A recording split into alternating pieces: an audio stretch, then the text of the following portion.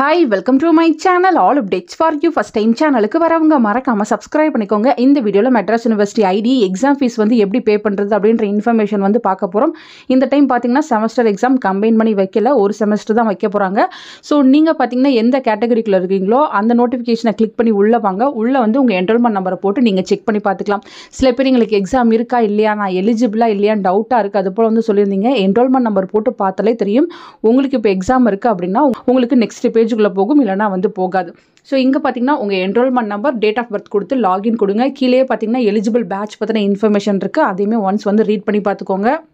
Enrolment number போட்டு உள்ளே போனதுக்கப்புறம் உங்களுக்கு 2 பாப்அப் நோட்டிஃபிகேஷன் வந்து காட்டும். ரெண்டாவது பார்த்தீங்கன்னா candidate should create ABC ID. Without ABC ID, mark statement and other certificates will not be issued ன்னு கொடுத்துருக்காங்க. ஸோ ABC ID எல்லாருமே வந்து கிரியேட் பண்ணும். இது பார்த்தீங்கன்னா யூஜி சைடில் வந்து சொல்லியிருக்காங்க. ஸோ நீங்கள் அட்மிஷன் போடும்போது ABC ID டெப் ஐடி வந்து கேட்டிருப்பாங்க. யாராச்சும் கிரியேட் பண்ணாமல் இருக்கீங்க அப்படின்னா நீங்கள் கிரியேட் பண்ணிக்கோங்க ஃப்ரெண்ட்ஸ். எப்படி கிரியேட் பண்ணுறதுன்னு ஆல்ரெடி வீடியோ போட்டிருக்கேன், லிங்க் வந்து டிஸ்கிரிப்ஷனில் வச்சிருக்கேன்.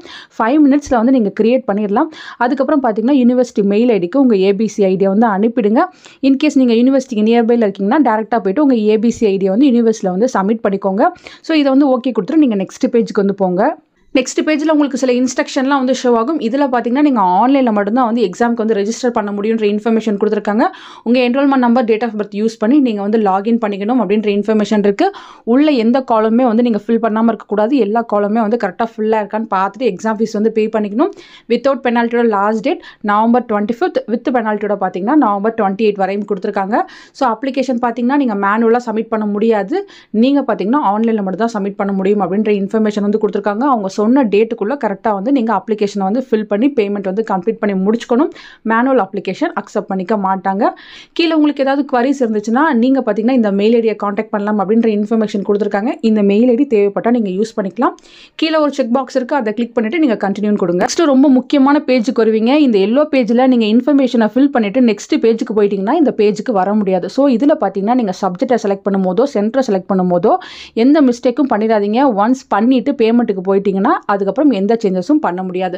உங்களுக்கு பார்த்தீங்கன்னா இங்கே பாதி இன்ஃபர்மேஷன் வந்து ஃபில்லாக இருக்கும். நீங்கள் ஃபில் பண்ண வேண்டியது பார்த்தீங்கன்னா கரண்ட் எக்ஸாம் சென்டர். ஸோ நீங்கள் பார்த்தீங்கன்னா எங்கே எக்ஸாம் எழுத வந்து இன்ட்ரெஸ்டடாக இருக்கீங்களோ அதை வந்து நீங்கள் செலக்ட் பண்ணி ஓகே பண்ணிக்கோங்க. உங்களுக்கு பார்த்தீங்கன்னா ஹால் டிக்கெட்டில் கரெக்டான அட்ரஸ் வந்து போட்டுருவாங்க. ஸோ உங்களுக்கு எந்த டிஸ்ட்ரிக்டில் வந்து எழுதணும்னு வில்லிங்காக இருக்கீங்களோ நீங்கள் வந்து அதை செலக்ட் பண்ணி ஓகே பண்ணிக்கோங்க. நெக்ஸ்ட் பார்த்தீங்கன்னா நேம் அண்ட் தமிழ்னு இருக்குது. ஸோ தமிழில் உங்கள் நேம் வந்து இந்த ஸ்டூடெண்ட் போட்ட மாதிரி போட்டுக்கோங்க. அதுக்கப்புறம் தேவையான காலம்ஸ் எல்லாமே வந்து ஃபில் பண்ணிக்கோங்க.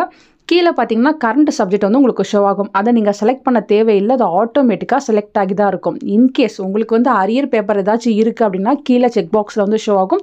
தேவைப்பட்ட அந்த செக் பாக்ஸை வந்து கிளிக் பண்ணி நீங்கள் அரியர் பேப்பர் எழுதிக்கலாம். இல்லை நான் அரியர் பேப்பர் இப்போ எழுதலை அப்புறம் எழுதிக்கிறனாலும் ஒன்றும் ப்ராப்ளம் இல்லை. நீங்கள் எழுதணும்னு இன்ட்ரெஸ்டடாக இருந்தீங்கன்னா அரியர் பேப்பரை வந்து கிளிக் பண்ணிக்கோங்க, இல்லைனா அரியர் பேப்பரை வந்து நீங்கள் ஸ்கிப் பண்ணிக்கலாம். பட் கரண்ட் பேப்பருக்கு டிஃபால்ட்டாக நீங்கள் எக்ஸாம் ஃபீஸ் பே பண்ணி தான் ஆகணும். அது பார்த்தீங்கன்னா இங்கே செலக்ட் பண்ணுற மாதிரி இருக்காது, உங்களுக்கு அப்படியே தான் ஷோ ஆகும். ஸோ எல்லாமே கரெக்டாக இருக்கா, இன்ஃபர்மேஷன் கரெக்டாக இருக்கான்னு பார்த்துக்கோங்க. கீழே பார்த்தீங்கன்னா ஒரு செக் பாக்ஸ் இருக்கும், மை சர்டிஃபைனா, அந்த செக் பாக்ஸை கிளிக் பண்ணிவிட்டு நீங்கள் அப்ளைன்னு கொடுங்க.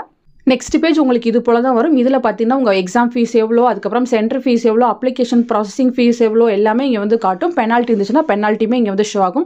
டோட்டல் ஃபீஸ் பார்த்தீங்கன்னா இந்த ஸ்டூடெண்ட்டுக்கு 600 rupees வந்து ஷோ ஆகுது. கீழே வந்து பேமெண்ட்னு ஒரு பெரிய பாக்ஸ் இருக்கும், அதை கிளிக் பண்ணி நீங்கள் பேமெண்ட் பேஜுக்கு வந்து போகலாம்.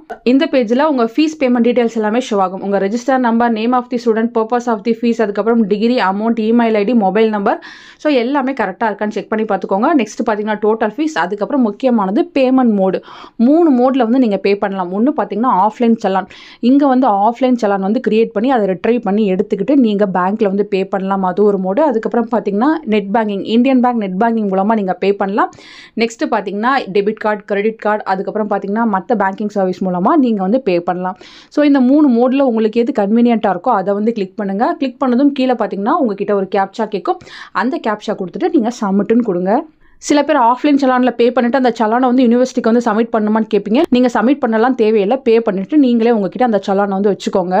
நெக்ஸ்ட் பேஜில் பார்த்தீங்கன்னா பேமெண்ட் டீட்டெயில்ஸ்னு இது போல் காட்டும். உங்கள் இன்ஸ்டியூஷன் நேம், நீங்கள் என்ன பர்பஸ்க்கு பே பண்ணுறீங்க, எல்லா இன்ஃபர்மேஷனும் கொடுத்துருவாங்க. நீங்கள் என்ன பேமெண்ட் மோட வந்து செலக்ட் பண்ணியிருக்கீங்க, ஸோ டோக்கன் எல்லாமே வந்து உங்களுக்கு ஷோ ஆகும். கீழே பார்த்தீங்கன்னா பேன் இருக்கும், அதை கிளிக் பண்ணி பேமெண்ட்க்கு போங்க. நீங்கள் கார்டை செலக்ட் பண்ணியிருக்கீங்கன்னா உங்கள் கார்டு டீட்டெயில்ஸ் எல்லாமே கேட்கும். உங்கள் கார்டு ஹோல்டரோட name, card number, expiry date எல்லாமே வந்து காட்டும். நீங்கள் அது எல்லாமே கரெக்டாக கொடுத்துட்டு நெக்ஸ்ட் பேஜுக்கு வந்து போங்க. உங்கள் பேமெண்ட் வந்து கம்ப்ளீட் ஆகிட்டு கடைசியில் பார்த்தீங்கன்னா உங்களுக்கு இது போல் ரெசிப்ட் வந்து ஷோ ஆகும். ஸோ இந்த ரெசிப்ட் வந்து மறக்காமல் எடுத்து வச்சுக்கோங்க. இந்த ரெசிப்ட் வந்து ரொம்ப முக்கியம். நீங்கள் எக்ஸாம் ஃபீஸ் பே பண்ணீங்கிறதுக்கு இதுதான் வந்து உங்களுக்கு ப்ரூஃப். இந்த ரெசிப்ட்லேயே உங்களுக்கு எல்லா விதமான இன்ஃபர்மேஷனும் இருக்கும். நீங்கள் வந்து எவ்வளோ பே பண்ணியிருக்கீங்க, எப்போ பே பண்ணியிருக்கீங்க, எல்லா இன்ஃபர்மேஷனும் இருக்கும். ஸோ இது போல் தான் வந்து நீங்கள் எக்ஸாம் ஃபீஸ் வந்து பே பண்ணணும். ஈஸியாக எக்ஸாம் ஃபீஸ் வந்து பே பண்ணிடலாம். தேவைப்படுறவங்க கரெக்டாக வந்து எக்ஸாம் ஃபீஸ் வந்து பே பண்ணிக்கோங்க. ஏபிசி ஐடி கிரியேட் பண்ணணும்னு நினைக்கிறவங்க டிஸ்கிரிப்ஷனில் வீடியோ லிங்க் இருக்குது. அதை பார்த்து ஏபிசி ஐடி வந்து கிரியேட் பண்ணிக்கோங்க. தேவைப்பட்டால் அப்கமிங்காக நான் உங்களுக்கு ஏபிசி ஐடி கிரியேஷனுக்கு வீடியோ போட்டு இன்ஃபர்மேஷன் ஷேர் பண்ணுறேன். தேங்க்யூ ஃபார் வாட்சிங்.